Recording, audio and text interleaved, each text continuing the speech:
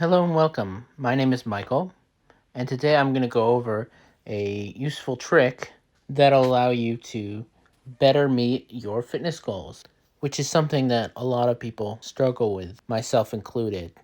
For some of us, it may seem like you need to purchase a bunch of stuff like workout equipment, smartwatches like the Apple Watch or Fitbits, or personal trainers either in person or through subscription services like Peloton. Now, those things may be helpful, but they're not exactly required. In fact, you can get by only using one device, which is our phones. It's become an important piece of our day to day lives, so you're more likely to have this already, and thus you don't have to add on anything else if you don't want to. However, you may be asking, how can your iPhone help you work out? This is because iPhones, since iOS 8, which was released in the ancient time of 2014, have had a nifty feature where it can automatically count your steps as long as you have your phone with you and powered on. So, first things first, I'm going to show you how to find the step counter, and then we'll go from there. You want to find an app called Health that has a basic white background with a red heart in the foreground. If you can't find it, you can use the search function by swiping down in the middle of your phone screen and then typing in Health, and then it should pop up. Now, this app can be extremely convoluted because it can include a lot of different types of health data within it, as you'll see in a bit.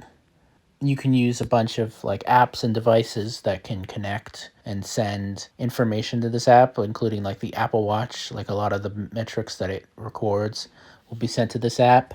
Though we won't go into it too much in this video, as we'll mainly be talking about the step counter part of the health app, which you can see for me is included in my favorites.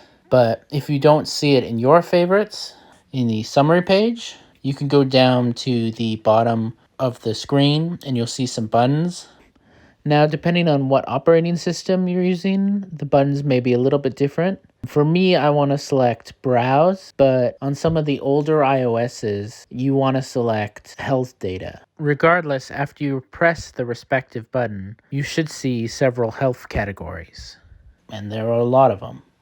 But what we're looking for is Activity, which is the one with the flame on it, which luckily is the top one because I guess it's alphabetical.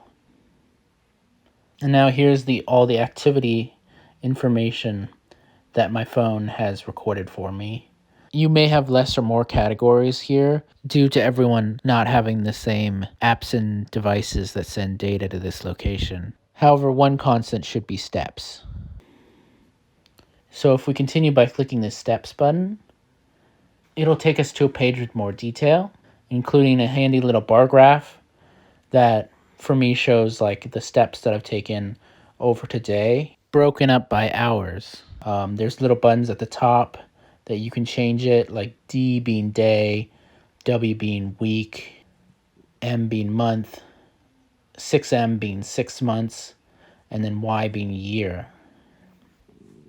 And then if we go down, you'll see there's some highlights that Apple's put together of your fitness information. So for me, it says that I've been walking more this year compared to last year, which I guess is good. Though another shows that on average compared to last month, my steps have gone down this month, which is not a good trend. These I feel are a great way to visualize your activity levels and to kind of gamify it by using your past activity to influence your present.